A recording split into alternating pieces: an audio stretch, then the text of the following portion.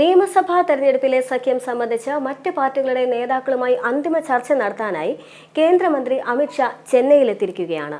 ഇന്ന് ഗിണ്ടിയിലെ സ്വകാര്യ ഹോട്ടലിൽ നടത്തുന്ന നിർണായക യോഗങ്ങളിൽ അണ്ണാ-DMK ഉൾപ്പെടെയുള്ള പാർട്ടികളുടെ നേതാക്കളുമായി ഷാ കൂടിക്കാഴ്ച നടത്തും. തുടർന്ന് ഉച്ചയ്ക്ക് മാധ്യമങ്ങളെ കണ്ട് മുന്നണി പ്രഖ്യാപനം നടത്തുമെന്നതാണ് നിലവിൽ ലഭിക്കുന്ന സൂചന. അതിനിടെ തന്നെ BJPക്ക് പുതിയ സംസ്ഥാന അധ്യക്ഷനെ കണ്ടെത്താനുള്ള നടപടികൾക്കും തുടക്കമായിരിക്കുകയാണ്. നാളെ നടക്കുന്ന തെരഞ്ഞെടുപ്പിന് മുന്നോടിയായി തന്നെ അധ്യക്ഷ സ്ഥാനത്തേക്ക് അപേക്ഷ ക്ഷണിച്ച് വിജ്ഞാപനം പുറത്തിറക്കിയിട്ടുണ്ട്. പുതിയ അധ്യക്ഷനുമായി ബന്ധപ്പെട്ട് അണ്ണാ-DMKയുമായി സമവായം ഉണ്ടാക്കുവാനും ഷാ ലക്ഷ്യമിടുന്നുണ്ട്. നിലവിലെ അധ്യക്ഷനായ കെ അണ്ണാമലയുമായി അണ്ണാ-DMK നേതൃത്വത്തിലുള്ള അകൽച്ച കണക്കിലെടുക്കാനാണ് നിലവിലെ നീക്കം.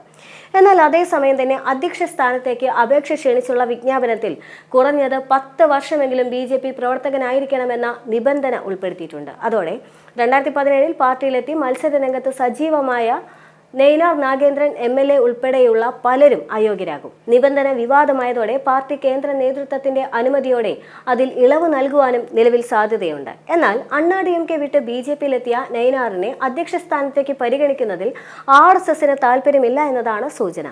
യുവ നേതാവായ അനന്തൻ അയ്യസ്വാമി, കറുപ്പ് M മുരുകാനന്ദം എന്നിവരുടെ പേരും പരിഗണനാ പട്ടികയിലുണ്ട്. പാർട്ടിയുടെ അടുത്ത സംസ്ഥാന അധ്യക്ഷനാകാനുള്ള മത്സരത്തിൽ താൻ ഇല്ല എന്ന് പറഞ്ഞുകൊണ്ടായിരുന്നു തമിഴ്നാട് BJP അധ്യക്ഷൻ ആയിരുന്ന കെ അണ്ണാമലൈ സ്ഥാനമൊഴിഞ്ഞത്. അടുത്ത പ്രസിഡന്റിനെ ഐകകണ്ഠമായി തന്നെ തെരഞ്ഞെടുക്കുമെന്നും അദ്ദേഹം പറയുകയും ചെയ്തിരുന്നു.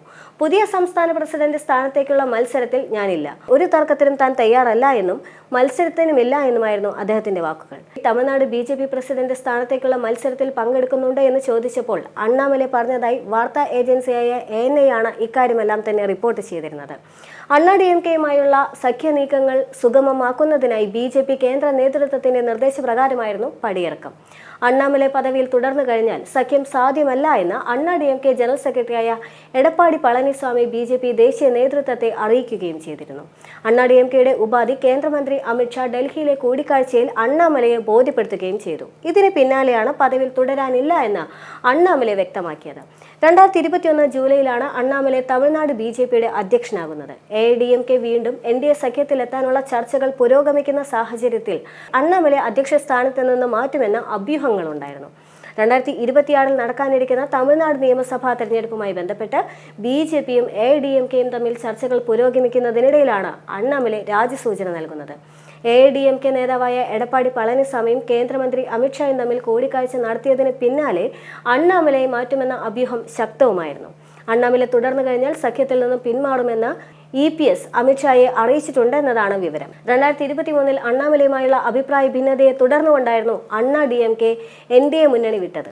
സംസ്ഥാന BJP അധ്യക്ഷ പദവിയിൽ 4 വർഷം ഇരുന്ന ശേഷമാണ് മുൻ IPS ഓഫീസറായിരുന്ന അണ്ണാമലയുടെ പടിയിറക്കമെന്നതും ശ്രദ്ധേയമാണ്. തമിഴ്നാട്ടിലെ വിവിധ ജനകീയ വിഷയങ്ങളിൽ അണ്ണാമലൈ ഇടപെടുകയും DMK സർക്കാരിനെതിരെ തീപ്പൊരി നേതാവായ പ്രതിച്ഛായ രൂപപ്പെടുത്തുന്നതിനിടെയാണ് പദവി അദ്ദേഹത്തിന് നഷ്ടമാകുന്നത്. അണ്ണാമലയ്ക്ക് പകരം തിരുനെൽവേലിയിൽ നിന്നുള്ള നൈനാർ നാഗേന്ദ്ര തന്നെയായിരിക്കും BJPയുടെ സംസ്ഥാന അധ്യക്ഷ പദവിയിലേക്ക് പരിഗണിക്കപ്പെടുന്നത് എന്ന വാർത്തകൾ ആദ്യം വന്നിരുന്നുവെങ്കിലും ആ വാർത്തകളാണ് ഇപ്പോൾ അസ്തമിക്കുന്നത്.